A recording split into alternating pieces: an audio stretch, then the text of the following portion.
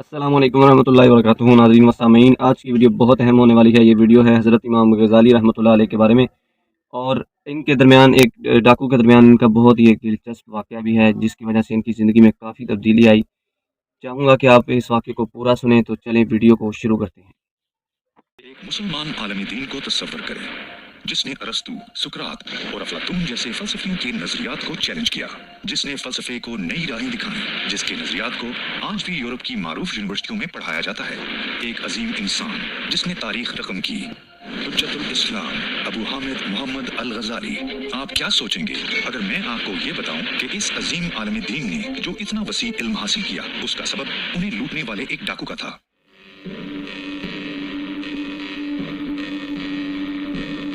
کس بات نے الغزالی کو اتنا قابل قدر انسان بنا دیا؟ آئیے ان کے دور میں مسلم دنیا کی صورتحال کا جائزہ لیتے ہیں۔ اس زمانے میں مسلم دنیا کی حالت کچھ زیادہ اچھی نہیں تھی۔ مسلمانوں کو بے پناہ نقصان پہنچانے والے فرقہ باطنیہ کے پیروکاروں نے اپنی تمام قوتوں کو یکجا کر کے اسلام کے آخری قلعے خلافت عباسیہ پر حملہ جاری رکھے ہوئے تھے، لیکن ایک چیز ایسی تھی جس پر انہوں نے غور نہیں کیا تھا، وہ یہ کہ تمام ترک قبائل نے اسلام قبول کرنا شروع کر دیا تھا اور سلطنت سلجوق فرقہ باطنیہ کے ارادوں کو نیست و نابود کرنے میں کامیاب رہی۔ چنانچہ اب باطنیت کے پیروکاروں نے لوگوں کو گمراہ کرتے ہوئے معاشرے کے اندر سے اپنے عقائد کی اشاعت شروع کر دی۔ دین اسلام فرقہ باطنیہ فلسفیانہ نظریات اور بدعات کی جانب سے حملے کی زد میں تھا۔ اسلام کے مخالفین کے خلاف مادی اور روحانی جدوجہد اپنے عروج پر تھی۔ ایسے حالات میں مسلم دنیا کو ایک ایسے نجات دہندہ اور غیر معمولی دانائی کے حامل شخص کی ضرورت تھی جو سچے دین اسلام کے لیے خطرہ بننے والے نظریات کو غلط ثابت کر دے، اور یہیں سے ہماری داستان کا آغاز ہوتا ہے۔ الغزالی ایران کے شہر طوس میں پیدا ہوئے۔ وہ تعلیم حاصل کرنے کے لیے گرگان شہر گئے۔ 5 سال تک بھرپور تعلیم حاصل کرنے کے بعد وہ اپنے دوستوں کے ہمراہ اپنے آبائی شہر کی جانب واپسی کے لیے روانہ ہوئے، لیکن راستے میں انہیں ڈاکوؤں نے روک لیا اور ان سے سب کچھ چھین لیا، یہاں تک کہ وہ ان کی 5 سال پر مبنی درسی تحریرات بھی لے گئے، اس فکر مندی کے ساتھ کہ وہ اپنا سارا علم کھو بیٹھیں گے۔ وہ ڈاکوؤں کے پیچھے دوڑے۔ انہوں نے ڈاکوؤں کے سردار سے کہا کہ ان کی درسی تحریرات میں 5 سال تک حاصل کردہ سارا علم موجود ہے، اور بہت اہم واقعہ کی کہ کم از کم وہ ان کی تحریرات واپس کر دیں۔ ڈاکوؤں کے سرگنا نے انجانے میں الغزالی سے یہ کہا جو ان کی زندگی میں ایک اہم موڑ ثابت ہو سکتا ہے۔ تم کہتے ہو کہ تم ایک عالم ہو، لیکن اگر میں تمہاری تحریرات تم سے چھین لیتا ہوں تو تمہارا سارا علم ختم ہو جاتا ہے۔ اس علم کو اپنے دل میں محفوظ کرنے کے بجائے تم اسے کاغذ پر لکھا چھوڑ دیتے ہو۔ اس کے بعد اس نے ان کی تحریرات واپس کر دی۔ ایک ڈاکو کی زبان سے ایسے الفاظ کی توقع بھلا کون کر سکتا ہے؟ لیکن الغزالی نے بات کہنے والے کو نہیں بلکہ کہی گئی بات کو دیکھا اور ان الفاظ کو اللہ کی طرف سے ایک وارننگ سمجھا۔ 3 سال کے عرصے میں انہوں نے اپنی تمام تحریرات زبانی یاد کر لیں۔ اب نصابی کتابوں اور درسی تحریرات پر ان کا انحصار ختم ہو چکا تھا۔ اب وہ مزید علم حاصل کرنا چاہتے تھے، لہٰذا انہوں نے نیشا پور کا سفر کیا۔ پھر انہوں نے اپنے وقت کے علم الکلام کے معروف ترین عالم امام الحرمین الجیونی سے علم حاصل کیا۔ بھرپور تعلیم کے ساتھ ساتھ انہوں نے شافعی فقہ، عقیدہ، منطق اور حکمت و فلسفے کا مطالعہ کیا اور ان تمام شعبوں میں بھرپور علم حاصل کیا۔ ان کا یہ علمی سفر اشارہ کر رہا تھا کہ وہ ایک دن مسلمانوں کے ہیرو بن جائیں گے۔ ان کے استاد نے انہیں خراج تحسین پیش کرتے ہوئے کہا تھا، الغزالی ایک گہرا سمندر ہے۔ اسلامی فقہ پر المنخول نامی کتاب لکھنے کے بعد ان کے استاد نے ان الفاظ میں ان کی تعریف کی تھی، تم نے تو اپنے کارنامے سے مجھے زندگی میں دفنا دیا، میری وفات تک ہی ٹھہر جاتے۔ الغزالی انتہا درجے کی ذہانت اور یادداشت کے مالک تھے۔ ایک عظیم سیاستدان نظام الملک نے الغزالی کے علم اور ذہانت کا اندازہ لگا لیا۔ انہوں نے سوچا کہ الغزالی ہی وہ شخص ہیں جو سنی اسلام کا دفاع اور تحریک باطنیت کے ان نظریات کا خاتمہ کر سکتے ہیں جو اسلامی دنیا کے لیے شدید خطرہ بن چکے تھے۔ چونکہ باطنیت کے پیروکاروں نے مسلح افواج سے شکست نہیں کھائی تھی، لہٰذا ان کے خاتمے کے لیے ان کے فلسفے کا خاتمہ ضروری تھا۔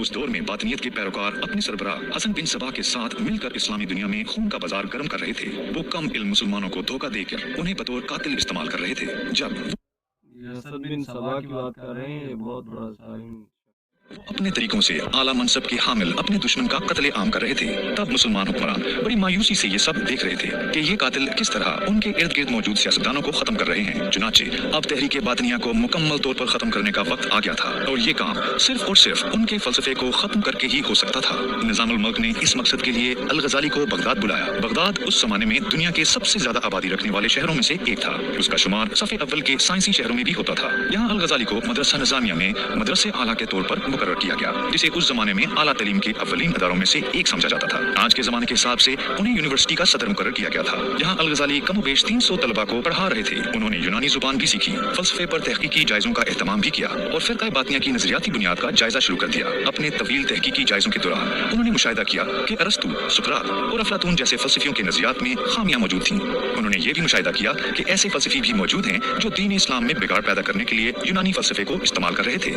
اس بات کی گواہی مل जाने के बाद कि किस तरह लोग इस्लाम की सदाकत को मस्क करने की कोशिश कर रहे हैं, वो इसके तहफ़्फ़ुज़ के लिए आगे बढ़े। उन्होंने ये भी महसूस किया कि फ़लसफ़े और मंतक से अपने नज़रियात को नाफिज करने वाले बातनियत के पैरोकार लोगों के दिलों में उनके अक़ीदे से मुतल्लिक़ शकूक व शुबहात पैदा कर रहे थे। अगर आप ये पूछें कि अल-ग़ज़ाली ने तन्हे तन्हा इस सूरत का कैसे मुकाबला किया, तो दर हकीकत यही वो कारनामा है जिसने उन्हें इमाम ग़ज़ाली बना दिया। अपनी तमाम तर तफसीलात, तहकीकात और तज्ज़ियों के बाद इमाम ग़ज़ाली ने इस सूरत हाल से निमटने के लिए एक जामे हिकमत अमली मुरतब की। उन्होंने मकसद अल फ़लसफ़ा, फ़लसफ़ियों के मकसद नामी एक किताब लिखी, जिसमें उन्होंने फ़लसफ़े के मकसद की वजाहत की और उन्होंने इसकी तारीफ भी की। इस तरह उन्हें लोग ज़्यादा बेहतर तौर पर जानने लगे और फ़लसफ़ा दान भी उन्हें पसंद करने लगे। इस बात को तस्लीम करते हुए कि कोई भी शख्स फ़लसफ़े के बारे में इस कदर तफसीली और दुरुस्त मालूमात फराहम नहीं कर सकेगा, अल-ग़ज़ाली को एक इंतहाई काबिल फ़लसफ़ी के तौर पर देखा जाने लगा। ठीक उसी वक्त पर उन्होंने वो काम किया जिसकी किसी को भी तवक्का न थी। उन्होंने तहाफ़त अल फ़लसफ़ा, फ़लसफ़ियों की कम अकली नामी किताब लिख डाली। उन्होंने इस किताब में माकूल और मंतकी दलाइल की मदद से फ़लसफ़े के मखसूस मकातबे फ़िक्र और फ़लसफ़ियों के बेशतर नज़रियात को रद्द कर दिया। उन्होंने दलाइल पेश की कि फ़लसफ़ियों के नज़रियात तज्ज़िये या साइंस पर नहीं बल्कि मफरूज़ों पर कायम थे। चुनांचे यही वजह थी कि उन्हें इत्तफ़ाक़ राय नसीब न हुआ। इमाम ग़ज़ाली ने उस ज़माने के फ़लसफ़ियों को अपने नज़रियात मुकम्मल सच्चाई के तौर पर पेश करने पर तनकीद का निशाना बनाया। चुनांचे अल-ग़ज़ाली ने फ़लसफ़ा दानों को चैलेंज करने के लिए फ़लसफ़ियाना तरीके का ही इस्तेमाल किया था। लिहाजा उन्हें एक ऐसे फ़र्द के तौर पर जाना जाता है जिन्होंने फ़लसफ़े पर फ़लसफ़े ही से कारी ज़रब लगाई। दर हकीकत उनका मकसद ये बताना था कि मज़हब और इल्म रूह इंसानी मेटाफिज़िक्स की मखसूस मालूमात में सच्चाई के दावे का हक फ़लसफ़े को नहीं बल्कि मज़हब को हासिल है। मज़हब और फ़लसफ़े के दरमियान ताल्लुक पर बहस के एक नए बाब का आगाज़ करने वाली तसनीफ़ तहाफ़त अल फ़लसफ़ा को दुनिया में फ़लसफ़े का एक शाहकार समझा जाता है। इसने उलमा और दानिशवरों के मुशायरे में फ़लसफ़ियाना मुबाहिसे की रवायत को महफूज रखने में भी मदद की। जब इमाम ग़ज़ाली इतने संजीदा मसाइल पर काम कर रहे थे, तब तहरीके बातिनिया के उस वक्त के सरबराह हसन बिन सबा ने खुद को मासूम, गुनाहों से पाक और एक ऐसा शख्स होने का दावा कर दिया जिसके अफ़ाल की उससे कोई पूछ नहीं हो सकती। चुनांचे उसने खुद को इमाम मासूम करार दे दिया। फ़िरक़ा बातिनिया के दलाइल जैसे कि इमाम मासूम की हैसियत से सच्चे इल्म का मंबा होना और अपनी मर्जी से इस इल्म के रसूल को इमाम ग़ज़ाली ने अपनी किताब फ़ज़ाह अल बातिनिया, फ़िरक़ा बातिनिया की रसवाइयाँ में रद्द किया। गोया उन्होंने दीन इस्लाम को उन तोहमात और बिदअत से पाक कर दिया जो सुन्नी इस्लाम से पालतर मखसूस खारजी गिरोहों और उसके साथ साथ यूनानी फ़लसफ़े के ज़ेर असर पैदा हो गई थी। ये सब कुछ होने के बाद मुसलमानों को यकजा होना पड़ा। चुनांचे कुरान और सुन्नत की रहनुमाई में इमाम ग़ज़ाली ने अपनी किताब अहयाए उलूम अद्दीन, दीनी उलूम की नई जिंदगी तसनीफ की, जिसने मुस्लिम उम्मत के लिए एक असर-ए-नौ तामीरी मंसूबे का किरदार अदा किया। ये किताब इस्लाम के बारे में अहम मालूमात और तफसीलात पर मुश्तमिल है और उस दौर में इसकी अशद जरूरत थी। शेख अबू मोहम्मद अल-क़ज़रूनी ने इमाम ग़ज़ाली की किताब के बारे में कहा कि अगर तमाम उलूम फना हो जाएं, तब भी अहया से तमाम उलूम दोबारा निकाले जा सकते हैं। और उन्होंने अल-ग़ज़ाली और उनकी इस किताब को खूब खिराज तहसीन पेश किया। ऐसे वक्त में कि जब इस्लाम को मस्क करने के लिए तमाम मादी और रूहानी खतरात अपने अरूज पर थे, अल-ग़ज़ाली ने अपनी जिंदगी के 53 वर्षों में कामयाबी के साथ दीन इस्लाम को इसकी असल रूह वापस लौटाई। दीन इस्लाम के दिफा में लिखी गई अपनी किताब से अल-ग़ज़ाली को जो कामयाबी मिली, उसकी बदौलत उन्हें एक दिलचस्प लक़ब से नवाजा गया। उन्हें हुज्जतुल इस्लाम का खिताब दिया गया, जिसके मानी है इस्लाम की रोशन दलाइल, और उन्हें सदी का मुजद्दद माना जाता है। अल-ग़ज़ाली ने अपनी स्वाने हयात अल-मुनक़ज़ मिन अल-दलाल, गुमराही से हदायत तक में खुद अपने और अपनी जिंदगी के बारे में ये अल्फाज लिखे हैं।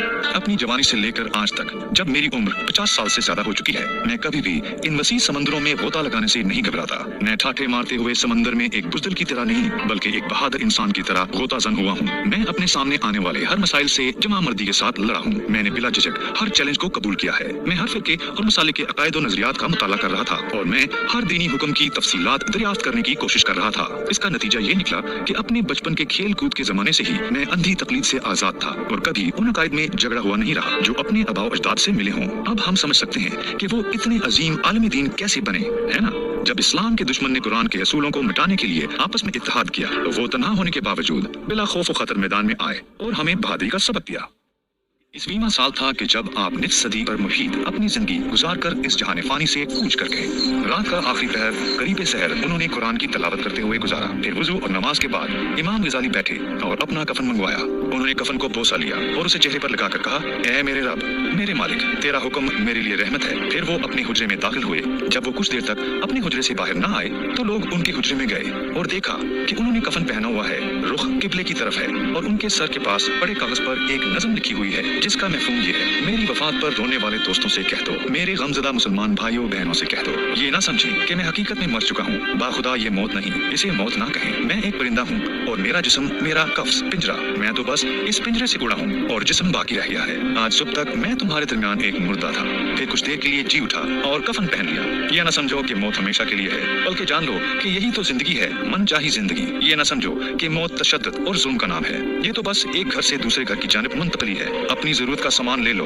और सफर के लिए तैयार हो जाओ। अगर तुम अक्लमंद हो तो किसी और काम में मशगूल ना हो, मेरे लिए रहमत की दुआ करो ताकि तुम पर भी रहमत हो। हम तो चले ये जानकर कि अगली बारी तुम्हारी है। अल्लाह तुम पर अपनी रहमतें नाजिल करे। मेरे इन आखिरी अल्फाज का सलाम ले लो। अल्लाह तुम सबकी हिफाजत करे। इसके बाद कहने को क्या रह गया।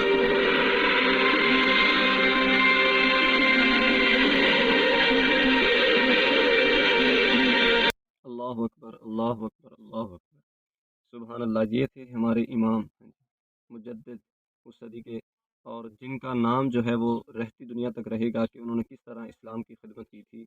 अल्लाह ताला उन पर करोड़ रहमत नाजिल फरमाए, और उनकी बरकत से अल्लाह पाक हमें भी दुनिया व आखिरत में कामयाब फरमाए, और हमें भी इस दुनिया में रहते हुए इसी तरह कोई इस्लाम की खिदमत करने की तौफीक अता फरमाए कि जिस तरह उन्होंने की।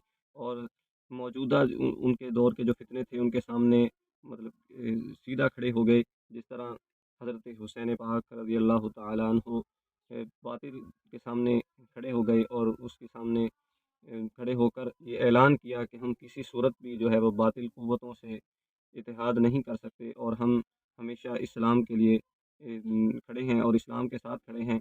जान तो जा सकती है, लेकिन इन बातिल क़ुव्वतों के साथ मिल नहीं सकते। दुआ करें कि अल्लाह ताला हमें भी आज की जो बातिल क़ुव्वतें हैं उनके सामने खड़ा होने की तौफ़ीक अता फ़रमाए, और हमें भी इस्लाम के लिए कुछ करने की तौफ़ीक अता फ़रमाए, ताकि मुसलमान जो इस वक्त मज़लूम हैं हम उनकी मदद कर सकें और इस्लाम का पूरी दुनिया में बोलबाला हो सके। तो अपने मेज़बान मोहम्मद गैस को इजाज़त दीजिए। अस्सलामु अलैकुम व रहमतुल्लाहि व बरकातहू।